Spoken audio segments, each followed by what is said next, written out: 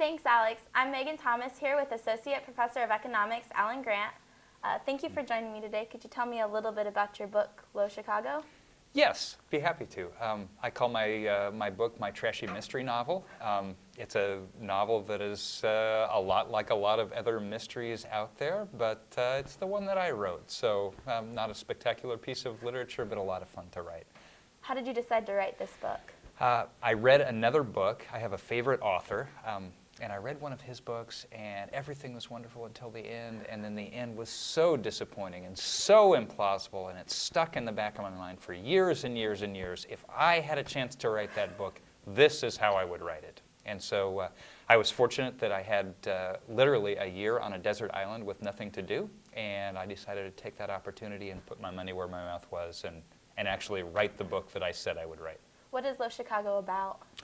Low Chicago is about a policeman who, for some reason, decides to turn in all of his fellow officers for all of the things that they're doing dirty, even though he is dirty himself and subject to prosecution. And so the mystery sort of unravels, number one, why did he do this? What was his motivation for coming forward and doing this? And number two, he's being threatened, and who is threatening him? How long did it take you to write Low Chicago? It took a couple of hours a day for about 3 months, so not a tremendously long period of time, but long enough that I wouldn't be able to do it if I were working, I think. Who helped you to write the book? My wife helped me with editing. She didn't tell me what to do, but she came up and cleaned up afterwards.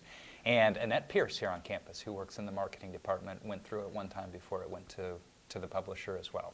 So. Did you try to get the book picked up by a publisher at all? I did. I sent it out for review by about 20 agents. A couple of summers ago, I was anxious to clear it off my desk, and several of them asked to see the manuscript, but they read the manuscript and said, it's not original enough, it's not quite what we're looking for, and finally I was just anxious to get it off my desk. And so there are all sorts of avenues for authors to publish their own work, and I've done that through Amazon, so it's available on Amazon. Are you currently working on anything else? I'm working on a textbook this time, so all of my writing being focused on that right now, and working on finding a publisher for that too. And I think we'll have good news to report on that by the end of the year. All right, well, thank you for joining us. It's my pleasure. The book is Low Chicago, and it's available on Amazon.com. Now to Devin Wilson with the Baker Beat.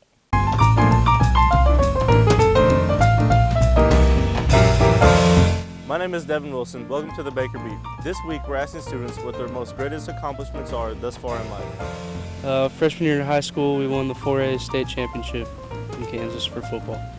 Freshman year in high school, we won the state championship for soccer, and I won state cup for my club team for like 6 years.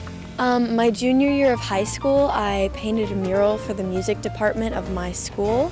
It was 9 by 13 feet, and it's still up, and I don't think they're gonna remove it. I'm pretty proud of it.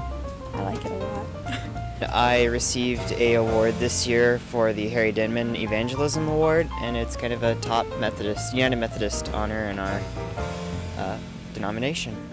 This year, I won Hack Player of the Week, Special Teams Player of the Week for a 99-yard kick return, in which I tied the school record for. We'll be back with more Orangeline right after this commercial break.